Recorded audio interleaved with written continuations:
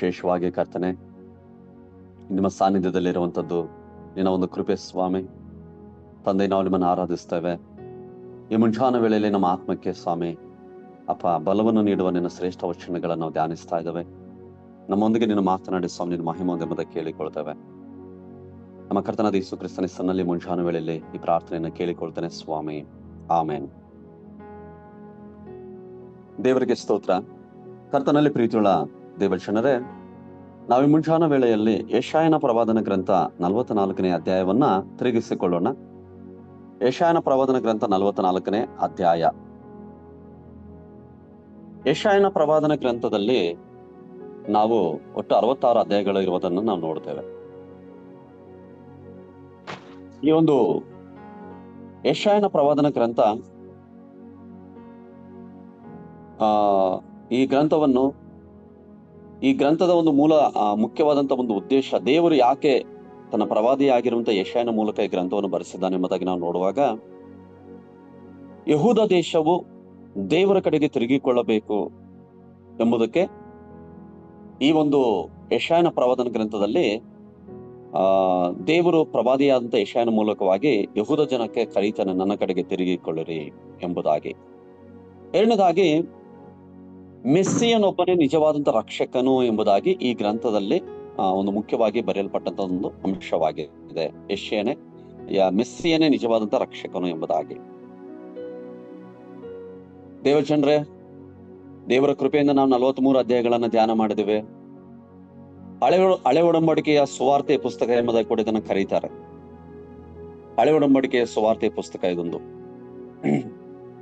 ಹೊಸ ಒಡಂಬಡಿಕೆಯಲ್ಲಿ ಯೋಹಾನನ ಸುವಾರ್ತೆ ಹೇಗೋ ಹಾಗೆ ಹಳೆ ಒಡಂಬಡಿಕೆಯಲ್ಲಿ ಯೆಶಾಯನ ಪುಸ್ತಕ ಕೂಡ ಒಂದು ಅದ್ಭುತವಾದಂತ ಸುವಾರ್ತೆ ಪುಸ್ತಕವಾಗಿದೆ. ಈ ದಿನ ನಾವು 44ನೇ ಅಧ್ಯಾಯವನ್ನು ಧ್ಯಾನ ಮಾಡ್ತಾ ಇದ್ದೇವೆ. 44ನೇ ಅಧ್ಯಾಯದಲ್ಲಿ ಒಟ್ಟು 28 ವಚನಗಳಿದ್ದಾವೆ. ದೇವಜನರೇ, ಈ ಒಂದು 44ನೇ ಅಧ್ಯಾಯವನ್ನ ನಾನು 5 ಭಾಗಗಳನ್ನಾಗಿ ವಿಂಗಡಿಸಿದ್ದೇನೆ. ಮೊದಲನೇ ಭಾಗ 1ರಿಂದ 5 ವಚನಗಳನ್ನ ನಾವು ನೋಡಿಕೊಳ್ಳೋಣ. 1ರಿಂದ 5 ವಚನಗಳಿಗೆ ಇಸ್ರಾಯೇಲಿನ ಮುಂದಿನ ವೃದ್ಧಿ ಎಂಬುದಾಗಿ ನಾವು ಅಲ್ಲಿ ಓದ್ತೇವೆ.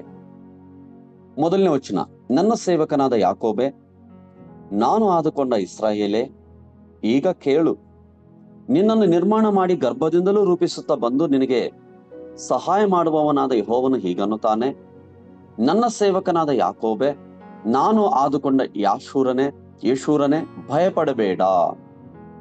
ದೇವರ ಮಕ್ಕಳೇ, ದೇವರು ಯೆಹೂದ ದೇಶವನ್ನ ಅಥವಾ ಇಸ್ರಾಯೇಲನ್ನ ದೇವರು ಅಲ್ಲಿ ಧೈರ್ಯ ತುಂಬುತ್ತಾ ಇದ್ದಾರೆ. ನನ್ನ ಸೇವಕನಾದ ಯಾಕೋಬೆ ಎಂಬುದಾಗಿ ದೇವರು ಇಸ್ರಾಯೇಲಿಗೆ ಕರೀತಾ ಇದ್ದಾನೆ. ದೇವರು ಇಸ್ರಾಯೇಲನ್ನು ತನ್ನ ಸೇವೆ ಮಾಡೋದಕ್ಕಾಗಿ ಆರಿಸಿಕೊಂಡನು. ನನ್ನ ಸೇವಕನಾದ ಯಾಕೋಬೆ, ನಾನು ಆದುಕೊಂಡ ಇಸ್ರಾಯೇಲೇ, ಈಗ ಕೇಳು. ದೇವಜನರೇ, ದೇವರು ನಮ್ಮನ್ನು ಆತನು ಕತ್ತಲೆಯಲ್ಲಿದ್ದಂತ ನಮ್ಮನ್ನು ಆರಿಸಿಕೊಂಡು ನಮಗೆ ಬೆಳಕು ಕೊಟ್ಟು ತನ್ನ ಮಗನಾದಂತ ಯೇಸು ಕ್ರಿಸ್ತನ ಮೂಲಕ ನಾವು ಆಶ್ಚರ್ಯಕರವಾದ ಆತನ ಬೆಳಕನ್ನ ಪ್ರಕಟಪಡಿಸುವವರಾಗಿರ್ಬೇಕಂತ ಹೇಳ್ಬಿಟ್ಟು ದೇವರು ನಮ್ಮನ್ನು ಆರಿಸಿಕೊಂಡಿದ್ದಾನೆ. ನಾನು ಆದುಕೊಂಡ ಇಸ್ರಾಯೇಲೇ. ನಾವು ಸುವಾರ್ತೆಗಳಲ್ಲಿ ಓದುತ್ತೇವೆ, ನಾನು ನಿಮ್ಮನ್ನು ಆರಿಸಿಕೊಂಡಿದ್ದೇನೆ. ಕರೆಯಲ್ಪಟ್ಟವರು ಜನರು, ಆಯಲ್ಪಟ್ಟವರು ಸ್ವಲ್ಪ ಜನ. ದೇವರು ನಮ್ಮನ್ನು ಆರಿಸಿಕೊಂಡಿದ್ದಾನೆ. ನಾವು ಆತನ ಸೇವೆ ಮಾಡುವವರಾಗಿರಬೇಕು. ದೇವರ ಸೇವೆ ಮಾಡೋದಂದ್ರೆ, ದೇವಜನರೇ, ದೇವರಿಗೆ ಪ್ರಾರ್ಥಿಸುವಂಥದ್ದು, ನಶಿಸಿ ಹೋಗ್ತಿರುವಂತ ಆತ್ಮಗಳಿಗೋಸ್ಕರವಾಗಿ ಭಾರದಿಂದ ದೇವರಿಗೆ ಪ್ರಾರ್ಥನೆ ಮಾಡುವಂಥದ್ದು, ಸುವಾರ್ತೆ ಸಾರುವಂಥದ್ದು, ನಾವಿರುವಂತ ಸ್ಥಳಗಳಲ್ಲಿ, ಕೆಲಸ ಮಾಡುವ ಸ್ಥಳಗಳಲ್ಲಿ, ಎಲ್ಲಾ ಒಂದು ಸ್ಥಳಗಳಲ್ಲಿ ನಾವು ದೇವರಿಗೆ ಸಾಕ್ಷಿಗಳಾಗಿರುವಂಥದ್ದು ಆಗಿದೆ. ದೇವರು ಇಸ್ರಾಯೇಲಿಗೆ ಹೇಳ್ತಾ ಇದ್ದಾನೆ, ನಿನ್ನನ್ನು ನಿರ್ಮಾಣ ಮಾಡಿ ಗರ್ಭದಿಂದಲೂ ರೂಪಿಸುತ್ತಾ ಬಂದು ನಿನಗೆ ಸಹಾಯ ಮಾಡುವವನಾದ ಯೆಹೋವನು ಹೀಗನ್ನುತ್ತಾನೆ. ದೇವರು ಪ್ರತಿ ಮನುಷ್ಯನನ್ನು ಆತನು ರೂಪಿಸಿದ್ದಾನೆ. ಮೊದಲನೇ ಮನುಷ್ಯನಾದಂತ ಆದಾಮನನ್ನು ದೇವರು ನೆಲದ ಮಣ್ಣಿನಿಂದ ನಿರ್ಮಾಣ ಮಾಡಿ ಅವನು ಬದುಕುವ ಪ್ರಾಣಿಯಾಗುವಂತೆ ಅವನ ಮೂಗಿನೊಳಗೆ ದೇವರು ಜೀವಶ್ವಾಸವನ್ನು ಊದಿದನು. ದೇವಚಂದ್ರೆ, ಹಾಗೆ ದೇವರು ಅವನಿಗೆ ಸರಿಬೀಳುವ ಸಹಕಾರಿಣಿಯಾದಂತ ಅವಳನ್ನು ಅವನ ಪಕ್ಕೆಲುಬಿನಿಂದ ನಿರ್ಮಾಣ ಮಾಡಿ ಅವರಿಬ್ಬರನ್ನು ಒಂದು ದೇಹದಂತಾಗಿ ಮಾಡಿ ಅವರ ಮೂಲಕವಾಗಿ ದೇವರು ಈ ಲೋಕದಲ್ಲಿ ಮನುಷ್ಯರನ್ನು ಆತನು ಅಭಿವೃದ್ಧಿಪಡಿಸಿದ್ದಾನೆ. ದೇವರು ಹೇಳ್ತಾರೆ, ನಿನ್ನನ್ನು ನಿರ್ಮಾಣ ಮಾಡಿ ಗರ್ಭದಿಂದಲೂ ರೂಪಿಸುತ್ತಾ ಬಂದು ನಿನಗೆ ಸಹಾಯ ಮಾಡುವವನಾದ ಯೆಹೋವನು ಹೀಗನ್ನುತ್ತಾನೆ. ದೇವರು ತಾಯಿ ಗರ್ಭದಲ್ಲಿ ನಮ್ಮನ್ನು ರೂಪಿಸಿ ಸುರಕ್ಷಿತವಾಗಿ ಆತನು ಈ ಭೂಮಿಗೆ ಆತನು ತೆಗೆದುಕೊಂಡು ಬಂದು ನಮಗೆ ಸಹಾಯ ಮಾಡುವವನಾಗಿದ್ದಾನೆ ಎಂಬುದಾಗಿ ವಾಕ್ಯ ಹೇಳ್ತಾ ಇದೆ. ನನ್ನ ಸೇವಕನಾದ ಯಾಕೋಬೆ, ನಾನು ಆದುಕೊಂಡ ಯೇಷೂರನೇ ಎಂಬುದಾಗಿ ಅರ್ಥವನ್ನ ಈ ಒಂದು ಪದ ಏನ್ ಸೂಚಿಸ್ತದಂದ್ರೆ, ಇಸ್ರಾಯೇಲಿನ ಸಾಂಕೇತಿಕ ಹೆಸರಿದು. ಇಸ್ರಾಯೇಲ್ಗೆ ಮತ್ತೊಂದು ಅನೇಕ ಹೆಸರುಗಳನ್ನ ನಾವು ನೋಡ್ತೇವೆ. ಅದರಲ್ಲಿ ಇದೊಂದು ಯೇಷೂರನೇ ಅಂದ್ರೆ ನೀತಿವಂತನು ಎಂಬುದಾಗಿ ಅದು ಅರ್ಥವನ್ನು ಸೂಚಿಸುವಂತದ್ದಾಗಿದೆ. ದೇವರು ಇಸ್ರಾಯೇಲ್ಗೆ ಹೇಳ್ತಾ ಇದನ್ನ, ಭಯಪಡಬೇಡ, ಬತ್ತಿದ ಭೂಮಿಯಲ್ಲಿ ಮಳೆಗೆರೆದು ಒಣನೆಲದಲ್ಲಿ ಕಾಲುವೆಗಳನ್ನು ಹರಿಸುವೆನು ಎಂಬುದಾಗಿ ದೇವರು ಇಸ್ರಾಯೇಲ್ಗೆ ವಾಗ್ದಾನ ಮಾಡ್ತಾ ಇದನ್ನ. ಪ್ರೀತಿಯುಳ್ಳ ದೇವಚನರೇ, ಭಯಪಡಬೇಡ, ಬತ್ತಿದ ಭೂಮಿಯಲ್ಲಿ ಮಳೆಗೆರೆದು ಒಣನೆಲದಲ್ಲಿ ಕಾಲುವೆಗಳನ್ನು ಹರಿಸುವೆನು. ದೇವಚಂದ್ರೆ, ಅವರು ತಾತ್ಕಾಲಿಕವಾಗಿ ತಮ್ಮ ಪಾಪಕ್ಕೆ ಅವರು ಶಿಕ್ಷೆಯನ್ನು ಅನುಭವಿಸಬೇಕಾಗಿತ್ತು. ಆದ್ರೆ ಮುಂದಿನ ಕಾಲದಲ್ಲಿ ನಾನು ನಿಮ್ಮನ್ನು ಈ ರೀತಿಯಾಗಿ ಆಶೀರ್ವಾದ ಮಾಡುವೆನು. ಯಾವ ರೀತಿಯಾಗಿ ಅಂದ್ರೆ, ಬತ್ತಿದ ಭೂಮಿಯಲ್ಲಿ ಮಳೆಗೆರೆದು ಒಣನೆಲದಲ್ಲಿ ಕಾಲುವೆಗಳನ್ನು ಹರಿಸುವೆನು ಎಂಬುದಾಗಿ ದೇವರು ವಾಗ್ದಾನ ಮಾಡ್ತಾ ಇದ್ದಾರೆ. ದೇವಜನರೇ, ಕ್ರಿಸ್ತ ವಿರೋಧಿಗಳು ಅಥವಾ ಯೇಸು ಕ್ರಿಸ್ತನನ್ನ ದ್ವೇಷಿಸುವಂತ ಒಂದು ಪಂಗಡ ಜಗತ್ತಿನಲ್ಲಿದೆ. ಅವರು ಏನ್ ಹೇಳ್ತಾರಂದ್ರೆ, ಇಸ್ರಾಯೇಲ್ ಎಂಬ ದೇಶ ಒಂದು ಮರುಭೂಮಿ, ಒಂದು ಬೆಗ್ಗಾಡು, ಒಂದು ಬತ್ತಿದ ಭೂಮಿ, ನಮ್ಮ ದೇಶಗಳಂತೆ ಏನು ಒಂದು ಹಸಿರಾದಂತ ಸ್ಥಳವಲ್ಲ ಎಂಬುದಾಗಿ ಅವರು ನಿಂದಿಸ್ತಾ ಇರ್ತಾರೆ. ಆದ್ರೆ ಇವತ್ತು ನೀವು ಇಸ್ರಾಯೇಲ್ ದೇಶವನ್ನ ನೋಡೋದಾದ್ರೆ, ಅದೊಂದು ಬೆಗ್ಗಾಡು ನಿಜ, ಅದೊಂದು ಮರುಭೂಮಿ ನಿಜ, ಅದೊಂದು ನೀರಾವರಿ ಸ್ಥಳವಿಲ್ಲದಂತ ಸ್ಥಳ ನಿಜ. ಆದ್ರೆ ಇವತ್ತು ಆ ದೇಶವನ್ನ ದೇವರು ಎಷ್ಟರ ಮಟ್ಟಿಗೆ ಆಶೀರ್ವಾದ ಮಾಡಿದಾನಂದ್ರೆ, ಹಸಿರಾಗಿ ದೇವರು ಅದನ್ನ ರೂಪಿಸಿದ್ದಾರೆ. ಪ್ರಪಂಚಕ್ಕೆ ವ್ಯವಸಾಯದಲ್ಲಿ ನಂಬರ್ 1 ಆಗಿ ದೇವರು ಅದನ್ನ ಇಟ್ಟಿದ್ದಾರೆ. ಪ್ರಪಂಚದ ದೇಶಗಳು ಇಸ್ರಾಯೇಲ್ ಮಾದರಿಯನ್ನ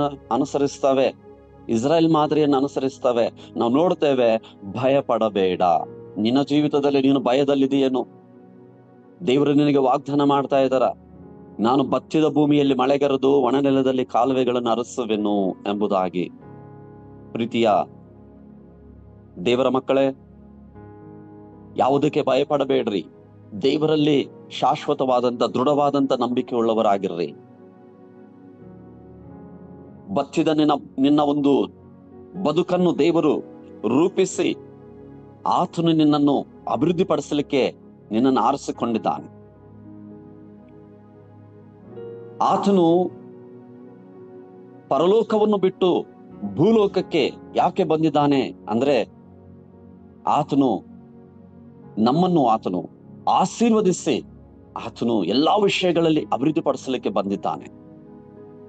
ನಿನ್ನ ಸಂತಾನದವರಲ್ಲಿ ನನ್ನ ಆತ್ಮವನ್ನು, ನಿನ್ನ ಸಂತತಿಯವರ ಮೇಲೆ ನನ್ನ ಆಶೀರ್ವಾದವನ್ನು ಸುರಿಸುವೆನು. ನೀರಿನ ಕಾಲುವೆಗಳ ದೇವಜನರಲ್ಲಿ ನೋಡ್ರಿ, ನಿನ್ನ ಸಂತಾನದವರಲ್ಲಿ ನನ್ನ ಆತ್ಮವನ್ನು, ನಿನ್ನ ಸಂತತಿಯವರ ಮೇಲೆ ನನ್ನ ಆಶೀರ್ವಾದವನ್ನು ಸುರಿಸುವೆನು. ದೇವಜನರೇ, ಎರಡನ್ನು ದೇವರಲ್ಲಿ ಸುರಿಸ್ತಾ ಇದ್ದಾರೆ ಇಸ್ರಾಯೇಲರಿಗೆ. ಅಂದ್ರೆ ನಮಗೆ ಮೊದಲನೇದಾಗಿ ನನ್ನ ಆತ್ಮವನ್ನು, ನನ್ನ ಆಶೀರ್ವಾದವನ್ನು ಎಂಬುದಾಗಿ ದೇವರು ಹೇಳ್ತಾ ಇದ್ದಾರೆ. ದೇವಜನರೇ, ಈ ಯುಗದ ಅಂತ್ಯದಲ್ಲಿ, ಕರ್ತನ ದಿನದಲ್ಲಿ ಇಸ್ರಾಯೇಲಿನ ಮೇಲೆ ದೇವರು ಆತ್ಮವನ್ನು ಸುರಿಸಲಾಗುವುದು ಅನಿಸ್ತಾ ಇದೆ. ನೋಡಿ, ಯೆಹೋವನ ಪ್ರವಾದನ ಗ್ರಂಥದಲ್ಲಿ ಬರೆಯಲ್ಪಟ್ಟ ಪ್ರಕಾರವಾಗಿ ಏನು ಕ್ರಿಸ್ತನ ಪುನರುತ್ಥಾನದ ತರುವಾಯ ಪೆಂತಕೋಸ್ತು ದಿನ, ಪಂಚಶತಮ ದಿನದಲ್ಲಿ ಮೇಲಂತಸ್ತಿನ ಕೋಣೆಯಲ್ಲಿ 120 ಜನರು ಕೂಡಿ ಬಂದಾಗ ಅಲ್ಲಿ ಈ ವಾಗ್ದಾನವು ನೆರವೇರಲ್ಪಡ್ತಾ ಇದೆ. ಆದ್ರೆ ಇನ್ನು ಈ ಕೊನೆ ದಿನಮಾನಗಳಲ್ಲಿ ಅಧಿಕವಾಗಿ ಇಸ್ರಾಯೇಲಿನ ಮೇಲೆ ಅಥವಾ ದೇವಜನರ ಮೇಲೆ ಏನು ದೇವರು ತನ್ನ ಆತ್ಮವನ್ನು, ದೇವರು ತನ್ನ ಆಶೀರ್ವಾದಗಳನ್ನು ಸುರಿಸುವವನಾಗಿದ್ದಾನೆ. ಪಂಚಶತಮ ದಿನದಂದು ಇದು ಸ್ವಲ್ಪ ನಲ್ಲಿ ನಂಬಿಕೆ ಇಟ್ಟು ಜೀವಿಸುವುದಾದ್ರೆ ದೇವರ ಆತ್ಮವನ್ನು ಪೂರ್ತಿಯಾಗಿ ಹೊಂದುವನು ಎಂಬುದಾಗಿ ನಾವು ದೇವರ ವಾಕ್ಯದಲ್ಲಿ ಓದುತ್ತೇವೆ. ದೇವಚಂದ್ರ ಯೋಹಾನನ ಸುವಾರ್ತೆ 7ನೇ ಅಧ್ಯಾಯ 37ರಿಂದ 39 ವಚನಗಳನ್ನು ಓದುತ್ತೇನೆ. ಆ ಜಾತ್ರೆಯ ಮಹಾದಿವಸವಾದ ಕಡೆ ದಿನದಲ್ಲಿ ಯೇಸು ನಿಂತುಕೊಂಡು, ಯಾವನಿಗಾದರೂ ನೀರಡಿಕೆಯಾಗಿದ್ದರೆ ಅವನು ನನ್ನ ಬಳಿಗೆ ಬಂದು ಕುಡಿಯಲಿ. ನನ್ನನ್ನು ನಂಬಿದವನ ಹೊಟ್ಟೆಯೊಳಗಿಂದ ಶಾಸ್ತ್ರದಲ್ಲಿ ಹೇಳಿರುವ ಪ್ರಕಾರ ಜೀವಕರವಾದ ನೀರಿನ ಹೊಳೆಗಳು ಹರಿಯುವವು ಎಂದು ಕೂಗಿ ಹೇಳಿದನು. ಇದನ್ನು ಯೇಸು ತನ್ನನ್ನು ನಂಬಿದವರು ಹೊಂದಲಿರುವ ಪವಿತ್ರಾತ್ಮ ವರವನ್ನು ಕುರಿತು ಹೇಳಿದನು. ಆತನು ಇನ್ನೂ ತನ್ನ ಮಹಿಮೆಯ ಪದವಿಯನ್ನು ಹೊಂದದೇ ಇದ್ದ ಕಾರಣ ಪವಿತ್ರ ಆತ್ಮ ವರವು ಇನ್ನೂ ಬಂದಿದ್ದಿಲ್ಲ.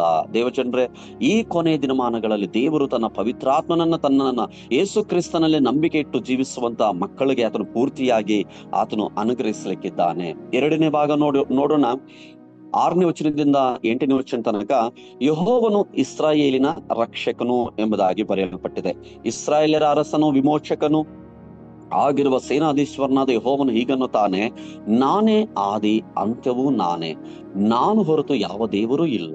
ನಾನು ಪುರಾತನದವರನ್ನು ಸೃಷ್ಟಿಸಿದಂದಿನಿಂದ ನನ್ನ ಹಾಗೆ ಯಾರು ಪ್ರಕಟಿಸಿಕೊಂಡಿದ್ದಾರೆ? ಅಂಥವರಿದ್ದರೆ ನನ್ನೆದುರಿಗೆ ಹೇಳಿ ಸ್ಥಾಪಿಸಲಿ, ಇಲ್ಲವೇ ಮುಂದಿನವುಗಳನ್ನು ಹೀಗೆ ತಿಳಿಸಲಿ. ಭವಿಷ್ಯತ್ತುಗಳನ್ನು ಹೇಳಲು ಹೆದರಬೇಡಿರಿ, ಅಂಜದಿರಿ. ನಾನು ಪೂರ್ವದಿಂದಲೂ ನಿಮಗೆ ಹೇಳಿ ಪ್ರಕಟಿಸಿಕೊಂಡೇನಷ್ಟೇ. ನೀವೇ ನನ್ನ ಸಾಕ್ಷಿಗಳು. ನಾನಲ್ಲದೆ ಇನ್ನೊಬ್ಬ ದೇವರಿದ್ದಾನೋ? ಇನ್ನು ಯಾವ ಶರಣನೂ ಇಲ್ಲ, ಯಾರು ನನಗೆ ಗೊತ್ತಿಲ್ಲ. ದೇವಜನರೇ, ಇಸ್ರಾಯೇಲಿಗೆ ಮಾತ್ರವಲ್ಲದೆ ಸಕಲ ಭೂನಿವಾಸಿಗಳಿಗೆ ಯೇಸು ಕ್ರಿಸ್ತನೊಬ್ಬನೇ ನಿಜ ರಕ್ಷಕನಾಗಿದ್ದಾನೆ ಎಂಬುದಾಗಿ ದೇವರು ತನ್ನ ಪ್ರವಾದಿಯ ಮೂಲಕ ಸ್ಪಷ್ಟಪಡಿಸ್ತಾ ಇದ್ದಾನೆ, ಪ್ರಕಟಿಸಿಕೊಳ್ಳುತ್ತಾ ಇದ್ದಾನೆ. ಬೈಬಲ್ ಅಲ್ಲಿ ಬರೆಯಲ್ಪಟ್ಟಂತ ಪ್ರತಿಯೊಂದು ವಾಕ್ಯವೂ ಕೂಡ ಒಂದು ಪ್ರಕಟಣೆ ಆಗಿದೆ. ದೇವರು ನಮಗೆ ಪ್ರಕಟಿಸಿಕೊಂಡಿದ್ದಾನೆ ವಾಕ್ಯದ ಮೂಲಕವಾಗಿ. ನಾವು ಆತನಲ್ಲೇ ಭರವಸವಿಡತಕ್ಕದ್ದು. ದೇವರು ಹೇಳ್ತಾರೆ, ಇಸ್ರಾಯೇಲರ ಅರಸನು ವಿಮೋಚಕನು ಆಗಿರುವ ಸೇನಾಧೀಶ್ವರನಾದ ಯೆಹೋವನು ಹೀಗನ್ನುತ್ತಾನೆ.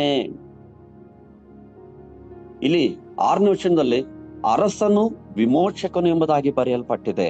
ದೇವಚಂದ್ರೆ, ಯೇಸು ಕ್ರಿಸ್ತನು ಸಕಲ ಭೂನಿವಾಸಿಗಳ ಒಡೆಯನಾಗಿದ್ದಾನೆ, ವಿಮೋಚಕನಾಗಿದ್ದಾನೆ. ತನ್ನನ್ನು ತಾನು ಪ್ರಕಟಿಸಿಕೊಳ್ತಾ ಇದ್ದಾನೆ ದೇವನು. ಆದಿಯು ನಾನೇ, ಅಂತ್ಯವು ನಾನೇ. ಪ್ರಕಟಣೆ ಗ್ರಂಥ 1ನೇ ಅಧ್ಯಾಯ 8ನೇ ವಚನದಲ್ಲಿ ಹೀಗೆ ಬರೆಯಲ್ಪಟ್ಟಿದೆ, ನಾನು ಆದಿಯು ಅಂತ್ಯವೂ ವರ್ತಮಾನ ಭೂತ ಭವಿಷ್ಯತ್ ಕಾಲಗಳಲ್ಲಿ ಇರುವವನು ಸರ್ವಶಕ್ತನು ಆಗಿದ್ದೇನೆ ಎಂದು ದೇವರಾದ ಕರ್ತನು ಹೇಳುತ್ತಾನೆ. ದೇವರಿಗೆ ಸ್ತೋತ್ರ. ಆತನು ಎಲ್ಲವನ್ನೂ ಅರಿತ ದೇವರಾಗಿದ್ದಾನೆ, ಸಕಲವನ್ನು ಸೃಷ್ಟಿಸಿದ ದೇವರಾಗಿದ್ದಾನೆ. ದೇವರು ಒಂದು ಚಾಲೆಂಜ್ ಮಾಡ್ತಾ ಇದ್ದಾರೆ ಇಲ್ಲಿ. ನನ್ನ ಹಾಗೆ ಪ್ರಕಟಿಸಿಕೊಂಡಿದ್ದವರು ಯಾರಾದ್ರೂ ಇದ್ದಾರೋ ದೇವರುಗಳೆಂಬುದಾಗಿ ಇರೋದಾದ್ರೆ ನನ್ನ ಮುಂದೆ ಬಂದು ಸ್ಥಾಪಿಸಲಿ, ತಿಳಿಸಲಿ, ಭವಿಷ್ಯತ್ತುಗಳನ್ನು ಹೇಳಲಿ ಎಂಬುದಾಗಿ. ದೇವಜನರೇ, ಭವಿಷ್ಯತ್ತುಗಳನ್ನು ಹೇಳಲಿ ಎಂಬುದಾಗಿ ದೇವರು ಹೇಳ್ತಾ ಇದ್ದಾರೆ. ನಿನ್ನ ಭವಿಷ್ಯತ್ತು ದೇವರಿಗೆ ಮಾತ್ರ ಗೊತ್ತಿದೆ, ಭವಿಷ್ಯತ್ತುಗಳನ್ನು ಹೇಳುವವರಿಗೆ ಅಲ್ಲ. ಇನ್ನು ಪಂಚಾಂಗಗಳನ್ನು ಹೇಳುವಂತವ್ರಿಗೆಲ್ಲ, ಗಿಳಿಶಾಸ್ತ್ರಗಳನ್ನು ನೋಡುವವರಿಗೆಲ್ಲ, ಕೈಗಳನ್ನ ನೋಡಿ ಹಣೆಗಳನ್ನ ನೋಡಿ ಹೇಳುವವರಿಗೆ ಗೊತ್ತಿಲ್ಲ. ನಿನ್ನ ಭವಿಷ್ಯತ್ತು, ನಿನ್ನ ಕುಟುಂಬದ ಭವಿಷ್ಯತ್ತು, ನಿನ್ನ ಮಕ್ಕಳ ಭವಿಷ್ಯತ್ತು ದೇವಚಂದ್ರೆ ದೇವರಿಗೆ ಗೊತ್ತಿದೆ. ನೀನು ನಂಬಿದಂತ ದೇವರು ಆತನು ನಂಬಿಗಸ್ತನಾದ ದೇವರಾಗಿದ್ದಾನೆ. ನಿನ್ನ ಭವಿಷ್ಯತ್ತುಗಳನ್ನ ಭೂತ ವರ್ತಮಾನ ಭವಿಷ್ಯತ್ತುಗಳನ್ನು ಅರಿತ ದೇವರು, ರೂಪಿಸುವ ದೇವರು. ನಿನ್ನ ಕುಟುಂಬಕ್ಕೆ ಆತನು ಹಿತವನ್ನು ಮಾಡುವ ಆತನಾಗಿದ್ದಾನೆ. ಹೇಳ್ತಾ ಇದ್ದಾನೆ, ಹೆದರಬೇಡಿರಿ, ಅಂಜದಿರಿ. ನಾನು ಪೂರ್ವದಿಂದಲೂ ನಿಮಗೆ ಹೇಳಿ ಪ್ರಕಟಿಸಿಕೊಂಡೇನಷ್ಟೇ. ನೀವೇ ನನ್ನ ಸಾಕ್ಷಿಗಳು. ದೇವರು ನಮ್ಮನ್ನು ಈ ಲೋಕದಲ್ಲಿ ಆತನಿಗೆ ಸಾಕ್ಷಿಗಳಾಗಿರ್ಬೇಕೆಂಬುದಾಗಿ ಆತ ನಮ್ಮನ್ನು ಆರಿಸಿಕೊಂಡಿದ್ದಾನೆ. ದೇವಚಂದ್ರೆ, ನಾವು ಸಾಕ್ಷಿಗಳಾಗಿ ಆತನಿಗೆ ಜೀವಿಸಬೇಕು. ಯೇಸು ಕ್ರಿಸ್ತನನ್ನು ನಾವು ಯಾವಾಗಲೂ ಕೂಡ ನಮ್ಮ ರಕ್ಷಕನು, ಒಡೆಯನು ಎಂಬುದಾಗಿ ನಾವು ಸಾರಿ ಹೇಳುವವರಾಗಿರಬೇಕು. ಆತನ ವಚನದಂತೆ ಈ ಲೋಕದಲ್ಲಿ ಜೀವಿಸುವವರಾಗಿರಬೇಕು. ಪ್ರೀತಿಯ ಕ್ರಿಸ್ತಿಯ ದೇವಜನರೇ, ನೀವು ಕ್ರಿಸ್ತನಿಗೆ ಸಾಕ್ಷಿಗಳಾಗಿ ಜೀವಿಸ್ತಾ ಇದ್ದೀರಾ ಅಥವಾ ನಾಮ ಮಾತ್ರ ಕ್ರೈಸ್ತರಾಗಿದ್ದೀರಾ? ನಾಮ ಮಾತ್ರ ಕ್ರೈಸ್ತರಾಗಿರೋದಾದ್ರೆ ಆತನಿಗೆ ಮಹಿಮೆ ಆಗಲ್ಲ. ನೀವು ನಡೆನುಡಿ ಕ್ರಿಯೆಗಳಲ್ಲಿ ಆತನಿಗೆ ಸಾಕ್ಷಿಗಳಾಗಿ ಜೀವಿಸಿರಿ. 9ನೇ ವಚನದಿಂದ 20ನೇ ವಚನ ತನಕ ನೋಡುವಾಗ ವಿಗ್ರಹ ಆರಾಧನೆಯ ಮೂಢತನ ಎಂಬುದಾಗಿ ಬರೆಯಲ್ಪಟ್ಟಿದೆ. ದೇವರು ತನ್ನ ಪ್ರವಾದಿಯ ಮೂಲಕ ಪ್ರಕಟಿಸಿಕೊಳ್ತಾ ಇದ್ದಾರೆ.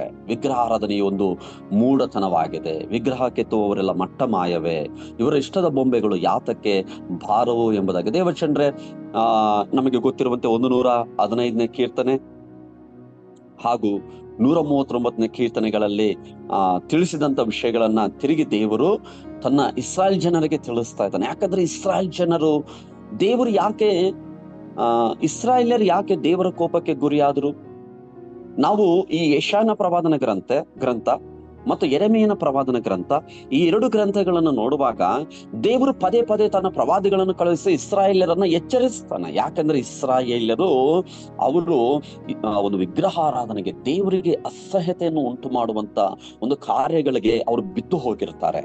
ನಾವು ವಿಮೋಚನ ಕಾಂಡ 20ನೇ ಅಧ್ಯಾಯದಲ್ಲಿ ನಾವು ಓದುತ್ತೇವೆ, ನಾನಲ್ಲದೆ ನಿನಗೆ ಬೇರೆ ದೇವರುಗಳು ಇರಬಾರದು, ಆಕಾಶದಲ್ಲಾಗಲಿ ಭೂಮಿಯ ಮೇಲಾಗಲಿ ನೀರಿನಲ್ಲಾಗಲಿ ಯಾವುದೇ ರೂಪವನ್ನು ನೀವು ಮಾಡಿಕೊಳ್ಳಬಾರದು, ಅವುಗಳಿಗೆ ಅಡ್ಡ ಬೀಳಬಾರದು ಎಂಬುದಾಗಿ ಹೇಳಿದಂತ ದೇವರ ಸರ್ವೋತ್ಕೃಷ್ಟವಾದಂತಹ ಆಜ್ಞೆಗೆ ವಿರೋಧಗಳಾಗಿ ಇಸ್ರಾಯೇಲ್ ಜನರು ಅವುಗಳನ್ನ ಅವರು ಮಾಡ್ತಾ ಇದ್ದಾರೆ ದೇವಚಂದ್ರೆ. ಅದಕ್ಕಾಗಿ ದೇವರು ಅದರಲ್ಲಿ ಭರವಸೆ ಇಡುವವರು, ಅವುಗಳಲ್ಲಿ ನಂಬಿಕೆ ಇಡುವವರು ಏನ್ರಿ ಅವುಗಳಂತೆ ಎಂಬುದಾಗಿ ನಾವು ನೋಡುತ್ತೇವೆ ದೇವಚಂದ್ರೆ. ನೋಡ್ರಿ, ಒಂದು ಕಟ್ಟಿಗೆಯನ್ನು ತಗೊಂಡು ಬಿಟ್ಟು ಅದನ್ನ ರೂಪಿಸ್ತಾನೆ ಎಂಬುದಾಗಿ ನಾವು ನೋಡುತ್ತೇವೆ. 15ನೇ ವಚನದಲ್ಲಿ ಅದು ಸೌದೆಗಾಗುವುದು, ಅವನು ಸ್ವಲ್ಪ ತೆಗೆದು ಕಾಯಿಸಿಕೊಳ್ಳುವನು, ಉರಿಸಿ ರೊಟ್ಟೆ ಸುಡುವನು, ಅದರಲ್ಲಿ ಒಂದು ದೇವರನ್ನು ಮಾಡಿಕೊಂಡು ಪೂಜಿಸುವನು, ಬೊಂಬೆ ಕೆತ್ತಿ ಅಡ್ಡ ಬೀಳುವನು ಎಂಬುದಾಗಿ. ದೇವಜನರೇ, ನಾವು ದೇವರನ್ನೇ ಆರಾಧಿಸಬೇಕೇ ಹೊರತು ದೇವರುಂಟು ಮಾಡಿರುವವುಗಳನ್ನು ಅಥವಾ ಮಾನವನು ಉಂಟು ಮಾಡಿದವುಗಳನ್ನು ಆರಾಧಿಸಬಾರದು. ದೇವರನ್ನು ಆರಾಧನೆ ಮಾಡ್ಬೇಕು.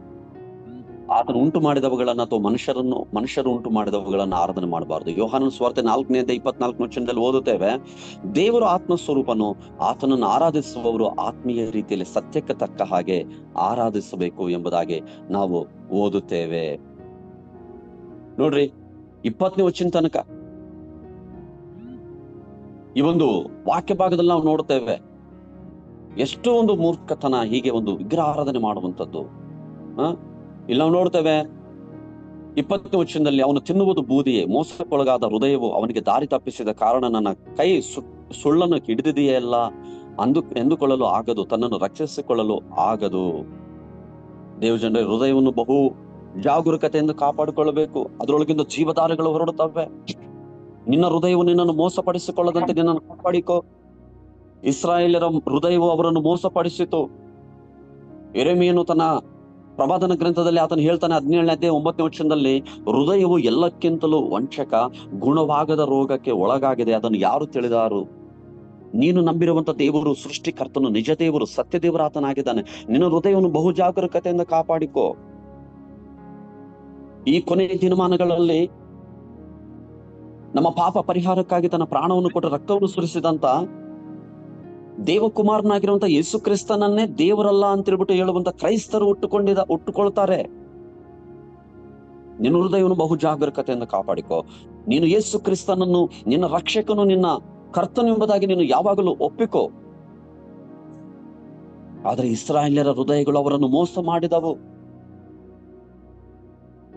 21ನೇ ವಚನದಿಂದ 23ನೇ ವಚನ ತನಕ ನಾವು ನೋಡುವಾಗ ದೇವಜನರೇ, ಇಸ್ರಾಯೇಲ್ ತಿಳಿಯತಕ್ಕದ್ದು. ಅದಕ್ಕೆ ದೇವರು ಹೇಳ್ತಾರೆ, ಯಾಕೋಬೆ, ಇಸ್ರಾಯೇಲೆ, ಈ ವಿಷಯಗಳನ್ನು ಜ್ಞಾಪಕದಲ್ಲಿಟ್ಟುಕೋ, ನನ್ನ ಸೇವಕನಾಗಿದ್ದೀಯಲ್ಲವೇ. ಇಸ್ರಾಯೇಲೆ, ನಾನು ನಿನ್ನನ್ನು ನಿರ್ಮಿಸಿದೇನು, ನೀನು ನನ್ನ ಸೇವಕನು, ನಿನ್ನನ್ನು ಮರೆತು ಬಿಡೇನು. ದೇವಜನರೇ, ಮೇಲಿನ ಏನು ನಾವು ಓದಿದ ವಾಕ್ಯಗಳು 9ನೇ ವಚನದಿಂದ 20ನೇ ವಚನ ತನಕ ಹೇಳಿದಂತ ವಾಕ್ಯಗಳಲ್ಲಿ ನಾವು ನೋಡ್ತೇವೆ, ಈ ವಿಷಯಗಳನ್ನ ನೀನು ಜ್ಞಾಪಕದಲ್ಲಿಟ್ಟುಕೋ. ನಿನಗೆ ಗೊತ್ತಾಗೋದಿಲ್ವಾ ಯಾರು ನಿಜವಾದಂತ ದೇವರೆಂಬುದಾಗಿ? ನಾನು ನಿನ್ನನ್ನು ನಿರ್ಮಿಸಿದೆನು, ನೀನು ನನ್ನ ಸೇವಕನು, ನಿನ್ನನ್ನು ಮರೆತು ಬಿಡೇನು. ದೇವಜನರೇ, ದೇವರು ತನ್ನ ಜನರನ್ನು ಎಂದಿಗೂ ಮರೆತು ಹೋಗುವುದಿಲ್ಲ. ಯೆಶಾಯನ ಪ್ರವಾದನ ಗ್ರಂಥ 49ನೇ ಅಧ್ಯಾಯ 15ರಿಂದ 16 ವಚನಗಳನ್ನು ಓದುವಾಗ, ಒಬ್ಬ ಹೆಂಗಸು ತಾನು ಹೆತ್ತ ಮಗುವಿನ ಮೇಲೆ ಕರುಣೆ ಇಡದೆ ತನ್ನ ಮೊಲೆ ಕೂಸನ್ನು ಮರೆತಾಳೆ. ಒಂದು ವೇಳೆ ಮರೆತಾಳು, ನಾನಾದರೂ ನಿನ್ನನ್ನು ಮರೆಯೆ, ಈಗೋ ನನ್ನ ಅಂಗೈಗಳಲ್ಲಿ ನಿನ್ನನ್ನು ಚಿತ್ರಿಸಿದ್ದೇನೆ, ನಿನ್ನ ಪೌಳಿ ಗೋಡೆಗಳು ಸದಾ ನನ್ನ ಕಣ್ಣೆದುರಿಗಿವೆ. ದೇವಜನರೇ, ದೇವರು ನಮ್ಮನ್ನು ಮರೆತು ಹೋಗುವುದಿಲ್ಲ ಅಂತ ಹೇಳ್ಬಿಟ್ಟು ವಾಗ್ದಾನ ಮಾಡಿದ್ದಾರೆ ಇಲ್ಲಿ. ಒಬ್ಬ ಎತ್ತ ತಾಯಿ ತನ್ನ ಮಗುವನ್ನು ಮರೆತಾಳೆ, ಹೌದಲ್ವಾ? ತಾಯಿಯ ಪ್ರೀತಿ ಬಹಳ ಶ್ರೇಷ್ಠವಾದದ್ದು. ತಾಯಿ ತನ್ನ ಮಗುವನ್ನು ಮರೆತು ಹೋಗುವುದಿಲ್ಲ, ಆದ್ರೆ ಕೆಲವೊಂದು ತಾಯಂದಿರು ತನ್ನ ಮಕ್ಕಳನ್ನು ಮರೆತು ಹೋಗುತ್ತಾರೆ. ನಿನ್ನೆ ಒಂದು ನ್ಯೂಸ್ ಓದ್ತಾ ಇದ್ದೆ ನಾನು. ಬೆಂಗಳೂರಲ್ಲಿ ಒಬ್ಬ ತಾಯಿ ತನ್ನ 3 ವರ್ಷದ ಹೆಣ್ಣು ಮಗುವನ್ನ, ಬೆಂಗಳೂರಲ್ಲ, ಮಧ್ಯಪ್ರದೇಶದಲ್ಲಿ ಅಂತ ಅನಿಸ್ತಾ ಇದೆ, ತನ್ನ 3 ವರ್ಷದ ಹೆಣ್ಣು ಮಗುವನ್ನ, ಒಂದೇ ಮಗು ಇದೆ, ಆಕೆ ಬೇರೆ ಪರಪುರುಷನೊಂದಿಗೆ ಅಕ್ರಮ ಸಂಬಂಧ ಹೊಂದಿದ್ದಾಳೆ. ತನ್ನ 3 ವರ್ಷದ ಮಗು ಅದಕ್ಕೆ ಅಡ್ಡಿ ಬರ್ತಾ ಇದ್ದಾಳೆ ಅಂತ ಹೇಳ್ಬಿಟ್ಟು ಕೊಂದು ಒಂದು ಸೂಟ್ ಕೇಸಲ್ಲಿ ಹಾಕಿ ಮುಚ್ಚಿ ಒಂದು ನಿರ್ಜನ ಪ್ರದೇಶದಲ್ಲಿ ಒಗೆದು ಯಾವನೊಂದಿಗೆ ಅಕ್ರಮ ಸಂಬಂಧ ಹೊಂದಿದಾಳೋ ಅಲ್ಲಿ ಓಡೋಗ್ಬಿಟ್ಟಿದ್ದಾಳೆ. ಎಂತ ಒಂದು ತಾಯಿ! ದೇವಚಂದ್ರೆ, ದೇವರು ನಮ್ಮನ್ನು ಎಂದಿಗೂ ಮರೆಯುವುದಿಲ್ಲ. ಯೆರೆಮೀಯ 31:20 ಹೇಳ್ತಾರೆ, ಯೆಹೋವನಿಂತೆನ್ನುತ್ತಾನೆ, ಇಫ್ರಾಯೀಮ ನನಗೆ ಪ್ರಿಯ ಪುತ್ರನೋ, ಮುದ್ದು ಮಗುವೋ ಏನೋ, ಅವನ ಹೆಸರೆತ್ತಿದಾಗೆಲ್ಲ ಅವನನ್ನು ಜ್ಞಾಪಿಸಿಕೊಳ್ಳುತ್ತಲೇ ಬರುತ್ತೇನೆ. ಇದರಿಂದ ನನ್ನ ಕರುಳು ಅವನಿಗಾಗಿ ಮರುಗುತ್ತದಲ್ಲ, ಅವನನ್ನು ಕರುಣಿಸುವೆನು. ದೇವಚಂದ್ರೆ, ದೇವರು ನಮ್ಮನ್ನು ಯಾವಾಗಲೂ ಕೂಡ ಆತನು ಪ್ರೀತಿಸ್ತಾ ಇದ್ದಾನೆ ಎಂಬುದಾಗಿ ವಚನ ನಮಗೆ ಸ್ಪಷ್ಟಪಡಿಸ್ತಾ ಇದೆ. ಮತ್ತು 22ನೇ ವಚನ ಬಹಳ ಪ್ರಾಮುಖ್ಯವಾದ ವಚನ. ನಿನ್ನ ದ್ರೋಹಗಳನ್ನು ಮಂಜಿನಂತೆ ಪರಿಹರಿಸಿದ್ದೇನೆ, ನಿನ್ನ ಪಾಪಗಳನ್ನು ಮೋಡದಂತೆ ಹರಿಸಿದ್ದೇನೆ, ನಿನ್ನನ್ನು ವಿಮೋಚಿಸಿದ್ದೇನೆ, ನನ್ನ ಕಡೆಗೆ ತಿರುಗಿಕೋ. ಈ 22ನೇ ವಚನ ಯೇಸು ಕ್ರಿಸ್ತನ ಶಿಲುಬೆಯನ್ನು ದೃಷ್ಟಿಸುತ್ತಿರುವಂತೆ ಅನಿಸುತ್ತದೆ. ಆತನ ಶಿಲುಬೆಯ ಬಳಿ ದೇವರು ತನ್ನ ಜನರ ಪಾಪಗಳನ್ನೆಲ್ಲ ಪರಿಹರಿಸಿದನು ಮತ್ತು ಕ್ಷಮಾಪಣೆ ದೊರೆಯುವಂತೆ ಮಾಡಿದನು ಎಂಬುದಾಗಿ ನೋಡ್ತೇವೆ. 23ನೇ ವಚನದಲ್ಲಿ, ಆಕಾಶವೇ ಹರ್ಷಧ್ವನಿ ಕೈ, ಯೆಹೋವನು ತನ್ನ ಕಾರ್ಯವನ್ನು ನೆರವೇರಿಸಿದ್ದಾನೆ. ಇಲ್ಲಿ ಪ್ರಕೃತಿ ಹರ್ಷಧ್ವನಿ ಗೈವಂತದನ್ನು ನಾವು ನೋಡ್ತಾ ಇದ್ದೇವೆ. ದೇವಜನರೇ, ಕ್ಷಮಾಪಣೆ, ಇಸ್ರಾಯೇಲರ ವಿಮೋಚನೆ ದೇವರ ಹೃದಯಕ್ಕೆ ಮಹಾನಂದವನ್ನು ಉಂಟು ಮಾಡುತ್ತದೆ. ಪ್ರಕೃತಿಯು ಸಹ ಈ ಸಂತೋಷವನ್ನು ಹಂಚಿಕೊಳ್ಳಬೇಕೆಂದು ಆತನು ಬಯಸುತ್ತಾನೆ. ಅದು ಖಂಡಿತವಾಗಿಯೂ ಹಂಚಿಕೊಳ್ಳುತ್ತದೆ. ರೋಮಪುರದವರಿಗೆ ಬರೆದ ಪತ್ರಿಕೆ 8ನೇ ಅಧ್ಯಾಯ 19ರಿಂದ 21 ವಚನಗಳಲ್ಲಿ ಹೀಗೆ ಬರೆಯಲ್ಪಟ್ಟಿದೆ, ದೇವಪುತ್ರರ ಮಹಿಮೆಯು ಯಾವಾಗ ಪ್ರತ್ಯಕ್ಷವಾದಿತೆಂದು ಜಗತ್ತು ಬಹು ಲವಲವಿಕೆಯಿಂದ ಎದುರು ನೋಡುತ್ತಿರುವುದು. ಜಗತ್ತು ವ್ಯರ್ಥತ್ವಕ್ಕೆ ಒಳಗಾಯಿತು. ಹೀಗೆ ಒಳಗಾದದ್ದು ಸ್ವೇಚ್ಛೆಯಿಂದಲ್ಲ, ಅದನ್ನು ಒಳಪಡಿಸಿದವನ ಸಂಕಲ್ಪದಿಂದಲೇ. ಆದರೂ ಅದಕ್ಕೊಂದು ನಿರೀಕ್ಷೆಯುಂಟು, ಏನೆಂದರೆ ಆ ಜಗತ್ತು ಕೂಡ ನಾಶದ ವಶದಿಂದ ಬಿಡುಗಡೆಯಾಗಿ ದೇವರ ಮಕ್ಕಳ ಮಹಿಮೆಯುಳ್ಳ ವಿಮೋಚನೆಯಲ್ಲಿ ಪಾಲು ಹೊಂದುವುದೇ ಎಂಬುದಾಗಿ. ದೇವಜನರೇ, ಈ ಒಂದು ಲೋಕ ಅಂತ್ಯವಾದ ಬಳಿಕ ಪ್ರಕೃತಿಯು ಕೂಡ ದೇವಜನರ ಮಹಿಮೆಯಲ್ಲಿ ಪಾಲುಗಾರರು ಆಗುತ್ತದೆ ಎಂಬುದಾಗಿ ವಚನ ನಮಗೆ ಸ್ಪಷ್ಟಪಡಿಸ್ತಾ ಇದೆ. 24ನೇ ವಚನದಿಂದ 28 ವಚನ ತನಕ ನಾವು ನೋಡುವಾಗ, ಯೆಹೋವನ ಸರ್ವಾಧಿಕಾರ, ಯೆಹೋವನು ಕೋರೆಷನಿಗೆ ನೇಮಿಸಿದ ಕಾರ್ಯ ಎಂಬುದಾಗಿ ಬರೆಯಲ್ಪಟ್ಟಿದೆ. 24ನೇ ವಚನ, ನಿನ್ನನ್ನು ಗರ್ಭದಿಂದಲೂ ರೂಪಿಸುತ್ತಾ ಬಂದಿರುವ ನಿನ್ನ ವಿಮೋಚಕನಾದ ಯೆಹೋವನು ಹೀಗನ್ನುತ್ತಾನೆ, ನಾನೇ ಸರ್ವ ಕಾರ್ಯಕರ್ತನಾದ ಯೆಹೋವನು, ನಾನೊಬ್ಬನೇ ಗಗನ ಮಂಡಲವನ್ನು ಹರವಿ ಭೂಮಂಡಲವನ್ನು ವಿಸ್ತರಿಸುವವನಾಗಿದ್ದೇನೆ. ನನಗೆ ಸಹಾಯಕನುಂಟೋ? ದೇವಜನರೇ, ದೇವರು 28ನೇ ವಚನದಲ್ಲಿ ಹೇಳ್ತಾನೆ, ಮತ್ತು ಕೋರೆಷನ ವಿಷಯವಾಗಿ ಅವನು ನನ್ನ ಮಂದೆ ಕಾಯುವನು, ಯೆರೂಸಲೇಮು ಕಟ್ಟಲ್ಪಡಲಿ, ದೇವಸ್ಥಾನದ ಅಸ್ತಿವಾರವು ಹಾಕಲ್ಪಡಲಿ ಎಂದು ಹೇಳಿ ನನ್ನ ಇಷ್ಟಾರ್ಥವನ್ನೆಲ್ಲ ನೆರವೇರಿಸತಕ್ಕವನು ಎಂಬುದಾಗಿ ಮಾತಾಡುವವನಾಗಿದ್ದೇನೆ ಎಂಬುದಾಗಿ. ದೇವಜನರೇ, ದೇವರು ಸರ್ವ ಕಾರ್ಯಕರ್ತನಾಗಿರುವಂತ ದೇವರಾಗಿ ಕಾಣಿಸಿಕೊಳ್ತಾ ಇದ್ದಾನೆ. ಆತನಿಗೆಲ್ಲವೂ ಸಾಧ್ಯ, ಆತನಿಗೆ ಯಾರು ಸಹಾಯಕರಿಲ್ಲ. ಆತನು ಇಸ್ರಾಯೇಲ್ಯರು 70 ವರ್ಷಗಳ ಕಾಲ ಅವರು ಬಾಬೆಲ್ ದೇಶಕ್ಕೆ ಸೆರೆ ಒಯ್ಯಲ್ಪಡ್ತಾರೆ. ತಿರುಗಿ ನಾನು ಅವರನ್ನ ಬೇರೆ ಒಬ್ಬ ಅರಸನ ಮೂಲಕವಾಗಿ, ಆತನ ಹೆಸರು ಸೈರಸ್, ಕೋರೆಷ ಎಂಬುದಾಗಿ ಬರೆಯಲ್ಪಟ್ಟಿದೆ. ಈ ಕೋರೆಷನ ಮೂಲಕವಾಗಿ ನಾನು ಬಿಡುಗಡೆ ಮಾಡಿ ಆತನ ಮೂಲಕವಾಗಿ ಅವರೆಲ್ಲರೂ ಕೂಡ ಇಸ್ರೇಲ್ ದೇಶಕ್ಕೆ ಪುನಃ ತಿರುಗಿ ಬರ್ತಾರೆ. ಅಲ್ಲಿ ಅವರು ವಾಸ ಮಾಡ್ತಾರೆ, ಅಲ್ಲಿ ಹರಡಿಕೊಳ್ತಾರೆ, ಅಲ್ಲಿ ದೇವರಿಗೆ ದೇವಸ್ಥಾನವನ್ನು ಕಟ್ಟಲಿಕ್ಕೆ ಈ ಕೋರೆಷ ರಾಜನು ಸಹಾಯ ಮಾಡ್ತಾನೆ ಎಂಬುದಾಗಿ ಬರೆಯಲ್ಪಟ್ಟಿದೆ. ದೇವಜನರೇ, ಕೋರೆಷ ರಾಜನು ಹುಟ್ಟುವುದಕ್ಕೆ ಮೊದಲೇ ದೇವರ ಆತನ ಬಗ್ಗೆ ಪ್ರವಾದನೆ ಹೇಳ್ತಾರೆ. ಕ್ರಿಸ್ತ ಪೂರ್ವ 539ನೇ ವರ್ಷದಲ್ಲಿ ಕೋರೆಷ ರಾಜನು ಆತನು ಬಾಬೆಲ್ ಸಾಮ್ರಾಜ್ಯವನ್ನ ಗೆದ್ದು ಮೇದ್ಯ ಪಾರಸಿಯ ರಾಜ್ಯವನ್ನ ಆತನು ಅಸ್ತಿತ್ವಕ್ಕೆ ತಗೊಂಡ್ಬರ್ತಾನೆ. ಮತ್ತೆ ಈ ಕೋರೆಷ ರಾಜನು ಪಟ್ಟಕ್ಕೆ ಬಂದ ಮರುಕ್ಷಣವೇ ಆತನು ಪ್ರಪಂಚದ ಎಲ್ಲಾ ದೇಶಗಳಿಗೆ ಒಂದು ಸಂದೇಶವನ್ನು ನೀಡ್ತಾನೆ. ನಿಮ್ಮ ಭಾಷೆಗಳನ್ನ ಪ್ರೀತಿಸಿರಿ, ನಿಮ್ಮ ಇಷ್ಟ ಆರಾಧ್ಯ ದೇವಗಳನ್ನು ನೀವು ಆರಾಧಿಸಬಹುದು. ಹಾಗೆ ಇಸ್ರಾಯೇಲ್ಯರು ಯಾರಿದಾರೋ ಈ ದೇಶದಲ್ಲಿ ದಾಸರಾಗಿ ಅವರೆಲ್ಲರೂ ಕೂಡ ತಮ್ಮ ಸ್ವದೇಶಕ್ಕೆ, ಅಂದ್ರೆ ಇಸ್ರಾಯೇಲ್ ದೇಶಕ್ಕೆ, ಯೆರೂಸಲೇಮಿಗೆ ಹಿಂದಿರುಗಿ ಹೋಗಿ ತಮ್ಮ ದೇವರಿಗೆ ಆಲಯವನ್ನು ಕಟ್ಟಲಿ ಎಂಬುದಾಗಿ ದೇವಜನರೇ, ರಾಜರುಗಳು ಎಲ್ಲಾ ಸಿಂಹಾಸನಗಳು ಆತನ ಕೈಯಲ್ಲಿದ್ದಾವೆ. ಆತನು ಏನು ಜಗತ್ತನ್ನು ಆಳ್ತಾ ಇದ್ದಾನೆ. ದೇವರು ನಮ್ಮೆಲ್ಲರಿಗೆ ಆತನು ಅರಸನಾಗಿದ್ದಾನೆ. ಆತನ ಆಳ್ವಿಕೆಗೆ ಒಳಪಡೋಣ. ಆತನು ರಾಜ್ಯವು ಶಾಶ್ವತವಾದದ್ದು. ದೇವರು ಈ ವಾಕ್ಯಗಳ ಮೂಲಕವಾಗಿ ನಿಮ್ಮನ್ನು ಹೇರಳವಾಗಿ ಆಶೀರ್ವಾದ ಮಾಡಲಿ. ನಾವು ಪ್ರಾರ್ಥನೆ ಮಾಡಿಕೊಳ್ಳೋಣ. ಪ್ರೀತಿ ಸ್ವರೂಪನಾದ ತಂದೆಯೇ, ಈ ಒಂದು ಮುಂಜಾನೆ ವೇಳೆಯಲ್ಲಿ ನಿಮ್ಮ ಶ್ರೇಷ್ಠವಾದ ನಾಮವನ್ನು ಆರಾಧಿಸ್ತೇವೆ.